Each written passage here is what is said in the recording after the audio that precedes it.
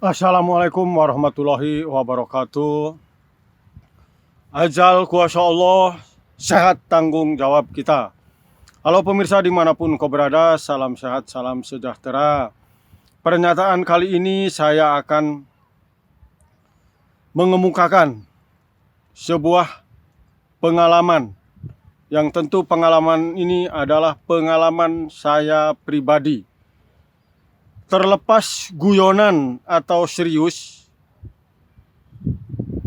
hal ini saya sampaikan karena ada yang berbisik-bisik terhadap telinga saya. Yang mana bisikan tersebut saya nyatakan tadi guyonan, sendaguro, atau sungguh-sungguh. Ini terserah.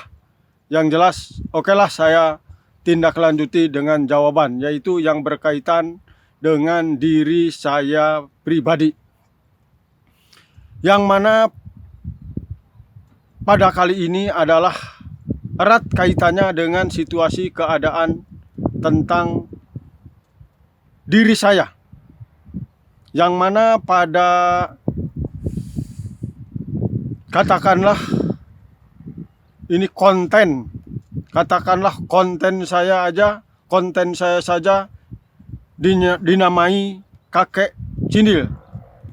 Kakek cindil. Kenapa dinamai kakek cindil? Itu kira-kira bisikan yang masuk kepada telinga saya. Karena saya jujur. Ini maaf, saya buka topi. Ini kan saya ada cindil. Ini cindil tuh, ini istilahnya ngabendil. Ini ngabendil. Ini ngabendil di pinggir mata. Ini ngabendil. Ini cindil. Kenapa ini terjadi begini? Ini dia yang mau dipertanyakan, katanya. Kenapa ini terjadi begini? Kenapa? Ini sungguh-sungguh sesuatu kejadian yang ya mungkin bagi sekarang unik, tapi waktu itu kejadiannya cukup istilahnya membahayakan bagi diri saya. Jadi kembali mengutip kepada pernyataan pertama, saya memperkenalkan kepada pemirsa bahwa saya mengakui orang yang suka, ya istilahnya rajin, bekerja keras, membantu keluarga, membantu kehidupan kala itu, yaitu membantu keluarga. Di antaranya saya manusia yang taat akan apa-apa yang diperintahkan. Begitu kira-kira, sampai terjadinya ini cindil. Ini pun karena sesuatu bentuk tanggung jawab dari apa-apa yang telah diamanatkan kepada diri saya. Maaf, ini saya pakai lagi topinya, tutup lagi topinya. Jadi terjadinya cindil yang ada pada saat ini kan di pinggir mata hanya berapa inci gitulah istilahnya, bukan senti lagi. Ini hampir kena bola mata saya ini. Ini kejadiannya adalah saking saya mempertanggungjawabkan amanah atau perintah dari keluarga. Jadi sudah sering saya lontarkan bahwa sebelum saya berangkat ke sekolah pun, waktu itu saya sering melakukan hal-hal kegiatan di pagi hari, di subuh hari, ketika suasana keadaan masih redup, artinya masih gelap. Saya sering melakukan apa saja, berbagai kegiatan yang sering saya lakukan atas bentuk tanggung jawab dari apa-apa yang telah diperintahkan dari keluarga, ya dari orang-orang, dari ayah, ibu, kakak. Begitu kira-kira. Terjadinya ini cindil pagi-pagi, katakanlah mungkin untuk zaman sekarang, karena waktu itu tidak ada jam di kampung, tidak ada jam, kita tidak bisa melihat jam. Yang jelas masih larut pagi, jadi masih sedikit kelihatan, sedikit enggak, itu yang namanya jalan. Saya pagi-pagi mengingat karena nanti siang kan harus sekolah, subuh, istilahnya pagi-pagi jam 7, katakanlah umumnya manusia berangkat sekolah, saya kan harus berangkat sama sekolah. Karena ada perintah atau ada tugas kewajiban yang lain yang biasa sering saya lakukan, maka berangkatlah saya di pagi hari keluar dari rumah untuk ngarit. Ngarit tentunya pemirsa paham, alatnya adalah arit. Arit itu adalah sejenis alat arit lah, semua pemirsa paham alat yang namanya arit. Arit itu seperti begitu. Arit terus membawa keranjang untuk tempat rumput. Seperti apa keranjangnya mungkin tidak terlalu bisa terbayangkan. Yang jelas pokoknya keranjang, bukan karung ya. Wadah-wadah yang dibuat itu namanya raga. Kalau di kampung raga bukan raga ini nih, bukan raga badan. Ada raga dibuat dari bambu, dibikin keranjang, itu istilahnya dibikin kayak keranjang, itu namanya raga. Dipanggulah sama saya raga, dipeganglah ini arit. Pergilah saya ke sawah yang tidak jauh dari rumah, mungkin kurang lebih 500 meter jauhnya. Sawahnya mereng, sawahnya mereng, bukan sawah datar. Disitulah saya istilahnya galengan. Kalau di bahasa sawah itu ada galengan. Kalau yang mereng tingginya itu tampingan bahasa di kampung saya.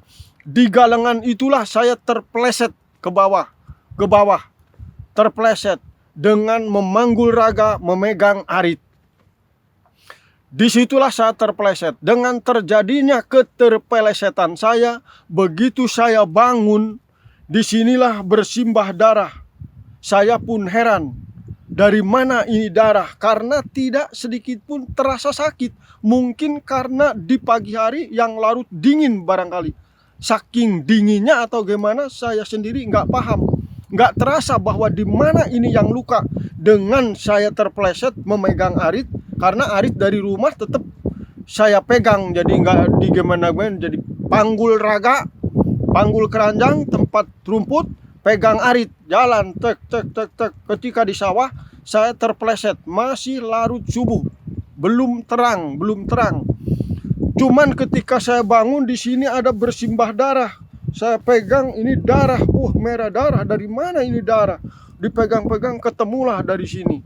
Tuh, ini sesuatu bentuk pengalaman tersendiri lagi. Lalu saya masuk ke saung. Di sawah itu ada saung ya, ada saung. Lambat laun kan semakin terang ya, semakin terang. Di situ di saung, alhasil entah apa yang terjadi, atau di saung bahasa kebetulan barangkali, di situ ada kaca. Ada kaca, entah kaca apalah, kaca kecil bekas ibu-ibu, bekas neng-neng apa gimana, ada kaca. Jadi bisa dilihat, wah, saya luka gede ini. Darah masih keluar.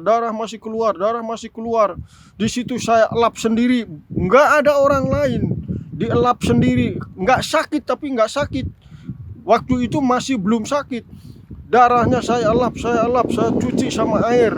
Di situ kebetulan ada kaca. Saya lihat di kaca, wah, ngeri. Saya cuman sedih aja, bukan sakit, sedih. Saya elap. Di situ juga ada kapas kapuk randu.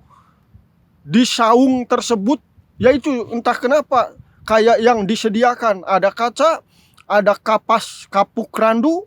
Jadi airnya saya lap itu pakai kain, entah baju saya, entah apa, saya terlupakan lah istilahnya pakai apa dielapnya. Yang jelas dielap. Setelah dielap, artinya saya sambil lihat di kaca, saya elap, ada kapas randu, saya selipin di dalam. Terus di situ ada pohon pisang. Pohon pisangnya entah pohon pisang apa, saya sendiri nggak paham. Entah apa tujuan, entah apa. Bukan karena tahu, bukan karena paham, bukan karena lain dan sebagainya, melainkan saya otodidak aja pemikiran. Saya potong itu istilahnya anak pohon cau, anak pohon pisang yang masih kecil segini mungkin. Saya potong, cret, kan ada getahnya tuh banyak. Jadi ini di dalam kasih kapas kapuk randu, dimasukin ke dalam, terus ditekan sama itu potongan pohon pisang. Banyak getahnya, ditekan terus sampai lama aja.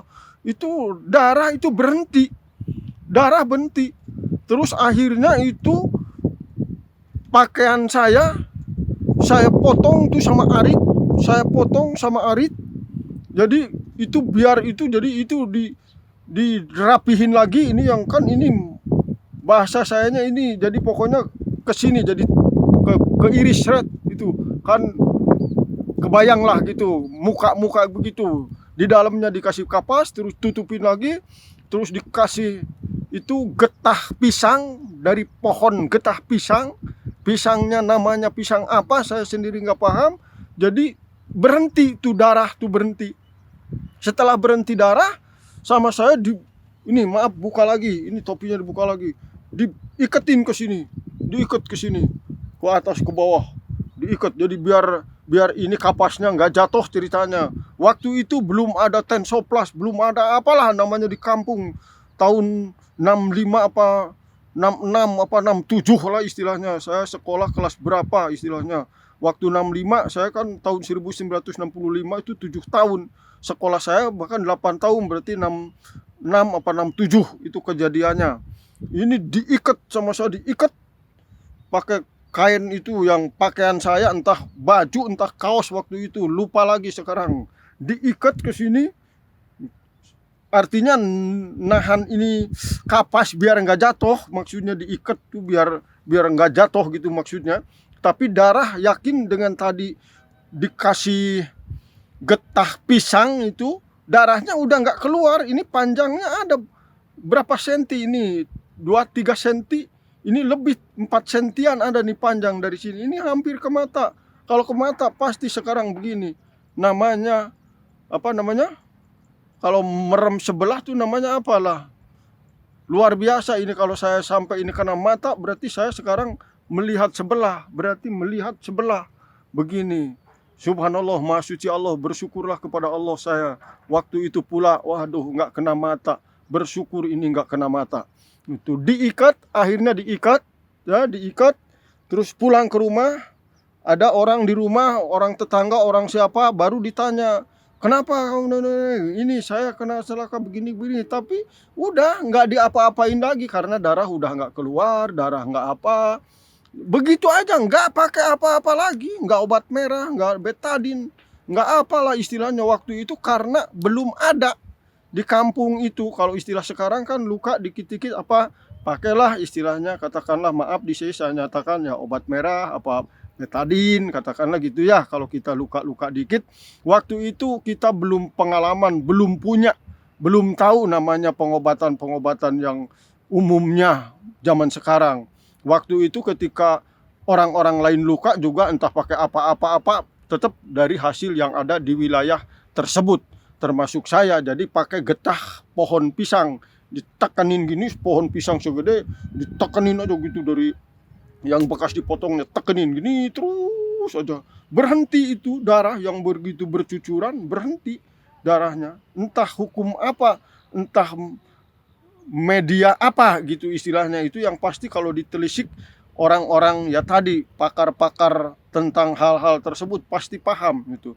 Yang jelas begitu aja, dibungkus terus, ketika dibuka mandi dibungkus lagi, bungkus lagi. Tiba-tiba sembuhnya jadilah ini cindilan. Jadi sembuh dari luka, saya punya oleh-oleh ini cindilan. Namun demikian saya bersyukur dengan kejadian tersebut. Alhamdulillahirabbil alamin. Toh sekarang kita bisa hidup sehat. Dengan kata lain, punya istilahnya julukan, ya, punya julukannya, punya julukan. Istilah julukan itu nama tersendiri, nama panggilan, nama istimewa, nama guyonan, nama istimewa tersendiri, yaitu kakek cindil. Karena inilah cindilan. Bersyukur dengan cindil. Alhamdulillahirabbil alamin. Demikian penyampaian dari saya tentang berkaitan dengan cindil. Istilahnya semoga menjadikan sesuatu yang terbaik bagi diri saya. Terima kasih. Wassalamualaikum warahmatullahi wabarakatuh. Azal kuasa Allah, sehat tanggung jawab kita. Sampai jumpa.